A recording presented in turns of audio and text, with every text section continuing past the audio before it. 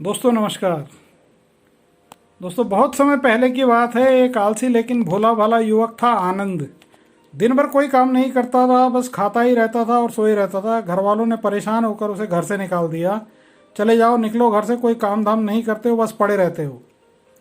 वह घर से निकलकर यूं ही भटकते हुए एक आश्रम में जहाँ पहुँचा, वहाँ उसने देखा कि एक गुरुजी हैं और उनके शिष्य भी हैं, लेकिन वो कोई काम नहीं करते, बस मंदिर में पूजा करते हैं। उसने अपने मन में सोचा, ये बढ़िया काम है, कोई काम धंधा नहीं है, बस पूजा ही तो करना है। वह गुरुजी के पास पहुंचा, बोला क्या मैं यहाँ रह सकता हूँ? गुरुजी बोले हाँ हाँ, क्यों नहीं। उसने गुरुजी से कहा, लेकिन मैं कोई काम नहीं करता गुरुजी, कोई काम नहीं करना है तो बस पूजा ही करनी होगी। गुरुजी ने जवाब दिया। आनंद बोला ठीक है, वह तो मैं कर ही लूँगा। अब आनंद महाराज के आश्रम में रहने लगा। ना कोई काम धाम, बस दिन भर खाते रहो और प्रभु भक्ति में भजन गाते रहो। एक दिन गुरुजी ने कहा, आज एकादशी है, सबका उपवास रहेगा। आनंद ने कहा, गुरुजी मैं तो भूखे नहीं रह सकता, मैं उपवास नहीं रख पाऊंगा। गुरुजी ने कहा ठीक है, कोई बात नहीं, तुम उपवास नहीं रख सकते, पर तुम्हारे लिए भोजन कोई और नहीं बनाएगा, तुम खुद अपने लिए भोजन बना लेना और भोजन बनाकर प्रभु राम जी को भी भोग जरूर लगा देना। अब लकड़ी, तेल, आटा, घी, सब्जी लेकर आनंद महाराज चले अपना भोजन बनाने। जैसे तैसे खाना भी बना लिया। जैसे ही भोजन करने चले तभी उन्हें याद आया, गुरुजी ने कहा था कि राम जी को भी भोग जरूर लगा देना। अब आनंद भजन गाने लगा, श्री राम आइए, प्रभु राम आइए, भोग लगाइए, आओ मेरे राम जी, भोग लगाओ राम जी। बहुत समय बीत गया लेकिन कोई नहीं आया। भूख के मारे आनंद की जान निकल रही थी और कोई आ ही नहीं रहा था। भोला मानस यह नहीं जानता था कि प्रभु साक्षात तो आएंगे ही नहीं। बहुत देर हो गई, अब आनंद से रहा नहीं गया। वह झल्ला कर बोला, देखो राम जी, जैसा भी कर रहा हो करो, लेकिन समय पर आओ और भोग लगाओ, मुझे भी भूख लग रही है। तब भी कोई नहीं आया। उसने फिर कहा, मैं समझ गया कि आप आ क्यों नहीं रहे हो। मैंने तो जैसे तैसे बन पड़ा वैसा रूखा सूखा खाना बनाया है, पर आपको तो तरमाल खाने की आदत है, इसीलिए नहीं आ रहे हो। तो सुनो प्रभु जी, आज यहाँ कुछ भी नहीं बना है, आज एकादशी है, खाना है तो यही खाना पड़ेगा, जल्दी आओ और इसी का भोग लगा लो। प्रभु श्री राम अपने भक्त की सरलता पर मुस्कुराए और माता सीता के साथ प्रकट हो गए। अब भक्त आनंद असमंजस में पड़ गया कि राम जी ने भोग लगाना था, पर माता सीता भी साथ आई हैं।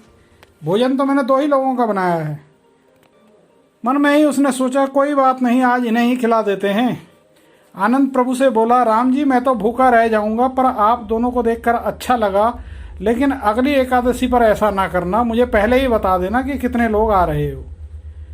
राम और सीता जी ने मुदित मन से प्रसाद ग्रहण किया, अर्थात भोग लगाया और चले गए।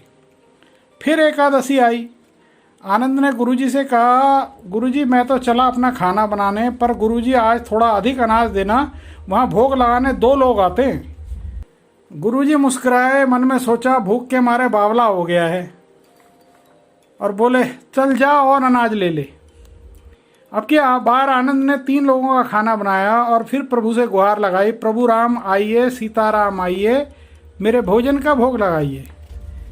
प्रभु की महिमा भी बहुत निराली है। भक्त के साथ कौतुक करने में उन्हें भी बड़ा मजा आता है। इस बार प्रभु राम अपने साथ भाई लक्ष्मण, भरत और शत्रुघ्न सहित उपस्थित हो गए। उन्हें देखकर ही भक्त आनंद को चक्कर आ गए। आज भी भूखा ही रहना पड़ेगा, यह उसने मन में सोचा। आज 2 लोगों का खाना अधिक बनाया था, यहाँ लगता है पूरा खानदान ही आ गया। चारों भाइयों ने मिलकर प्रसाद ग्रहण किया और चले गए। आनंद आज की एकादशी भी भूखा रह गया। फिर अगली एकादशी आई। आनंद ने गुरुजी से कहा, गुरुजी यह आपके प्रभु राम जी अकेले नहीं आते, हर बार कितने सारे लोगों को ले आते हैं, इस बार और ज़्यादा अनाज देना। गुरुजी ने सोचा कहीं ये अनाज बेचता तो नहीं, इस बार जाकर देखना पड़ेगा। गुरुजी ने आनंद से कहा, भंडार गृह से जितना अनाज चाहिए ले लो।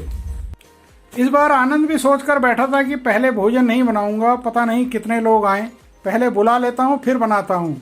और उसने प्रभु को गुहार लगाई, प्रभु राम आइए, भोग लगाइए। इस बार प्रभु राम जी भी अपने सारे दरबार सहित वहाँ उपस्थित हो गए, लेकिन प्रसाद तो तैयार ही नहीं था। भोले भाले भक्त आनंद से प्रभु ने पूछा, भाई अभी तक भोजन क्यों नहीं बनाया? आनंद ने तब प्रभु से कहा, प्रभु इस बार मैंने खाना इसलिए नहीं बनाया, मुझे पिछली 2 एकादशी में भोजन ही नहीं मिला, अब आप ही बना लो और आप ही खा लो। राम जी उसकी बात सुन मुस्कुराए। सीता भी भक्त के भोलेपन से गदगद हो गई। लक्ष्मण बोले, अब क्या करें प्रभु? प्रभु बोले, भाई भक्त की यही इच्छा है, पूरी तो इनकी इच्छा करनी पड़ेगी, चलो लग जाओ काम पर। अब सब अपने अपने कामों पर लग गए भोजन बनाने के लिए, और भक्त एक तरफ बैठकर उनको देखता रहा। माता सीता रसोई बना रही थी। कई ऋषि मुनि भी आ गए प्रसाद ग्रहण करने के लिए। तब तक गुरुजी भी वहाँ पहुँच गए। उन्होंने देखा भक्त एक कोने में बैठा है। उन्होंने पूछा, बेटा क्या बात है, खाना क्यों नहीं बनाया? आनंद बोला, अच्छा क्या गुरुजी आप आ गए, देखो कितने सारे लोग आ जाते हैं प्रभु के साथ। गुरुजी बोले, मुझे तो कुछ नहीं दिख रहा। भक्त ने माथा पकड़ लिया और बोला, एक तो प्रभु इतनी मेहनत करवाते हैं, ऊपर से भूखा भी रखते हैं, अब यह गुरुजी को भी नहीं दिख रहे हैं, ये तो बड़ी मुसीबत है। आनंद प्रभु से बोला, आप गुरुजी को क्यों नहीं दिख रहे हो? वे तो बहुत ज्ञानी विद्वान और बहुत बड़े पंडित हैं, आप उन्हें दिखते क्यों नहीं हो? प्रभु राम बोले, माना कि वे बड़े ज्ञानी और पंडित हैं, लेकिन वे तुम्हारी तरह सीधे और सरल नहीं हैं, इसलिए मैं उन्हें नहीं दिख सकता। आनंद ने गुरुजी से कहा कि प्रभु कह रहे हैं आप सीधे और सरल नहीं हैं, इसलिए आपको नहीं दिखेंगे। अब तक गुरुजी सब बातें समझ गए थे और रोने लगे कि वाकई मैंने सब कुछ पाया पर सरलता नहीं पा सका तुम्हारी तरह, और प्रभु तो मन की सरलता से ही मिलते हैं। तभी प्रभु वहाँ प्रकट हुए और गुरुजी को भी उन्होंने अपने दर्शन दिए। इस तरह एक भक्ति के कहने पर प्रभु को रसोई भी बनानी पड़ी और उन्हें उनके गुरुजी के सामने भी प्रकट होना पड़ा। तो दोस्तों, यह कहानी आपको कैसी लगी? आप हमारे चैनल को लाइक करें, चैनल को सब्सक्राइब करें, बेल आइकन की घंटी प्रेस करें और हमें कमेंट बॉक्स में कमेंट अवश्य करें। आपका कीमती समय हमें देने के लिए धन्यवाद। नमस्कार।